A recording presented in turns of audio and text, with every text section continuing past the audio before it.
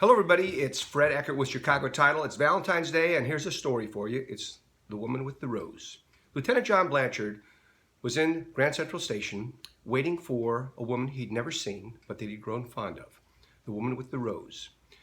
The story started 13 months before in a library in Florida where he had found a book, and in the margin of that book were some insightful and thoughtful words in a soft handwriting. He was drawn by that book and drawn by the words, and so with some effort he was able to locate who this woman was and where she lived. And her name was Hollis Maynell. And he started a correspondence with her, and over the course of that 13 months these letters went back and forth, and there was a seed planted on a fertile heart, and I think they fell in love through these letters. Occasionally he would ask her if she would send him a picture, and she would say, "If you really loved me, it wouldn't matter what I looked like." So now, 13 months later, he's with this book in Grand Central Station, waiting for Hollis. He sees, at the appointed time, this beautiful woman in a green dress, slim, blonde hair, sparkling eyes, with a smile on her face, walking purposely towards him. And he thinks, this is Hollis Maynell. And I was right. I thought she would be beautiful, and that I would fall in love with her so easily in person.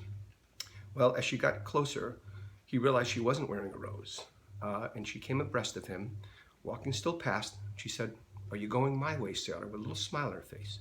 She continued past him. When he looked behind her, he realized there was a woman close by with the rose, Hollis Maynell.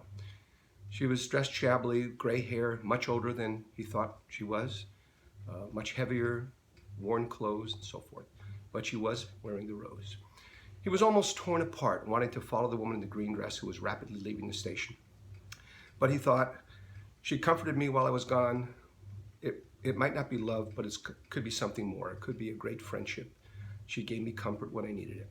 So he walked up to her reluctantly again, wishing he was going after the woman in the green dress, but knowing that he had to be with Hollis.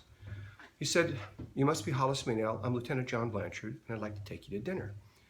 The woman looked at him and said, "Son, I don't know what this is about, but the woman with the green dress told me and begged me to wear this rose. And she said, if you were to ask me to dinner, I was to tell you that she would be waiting in the restaurant across the street and that this was some type of a test."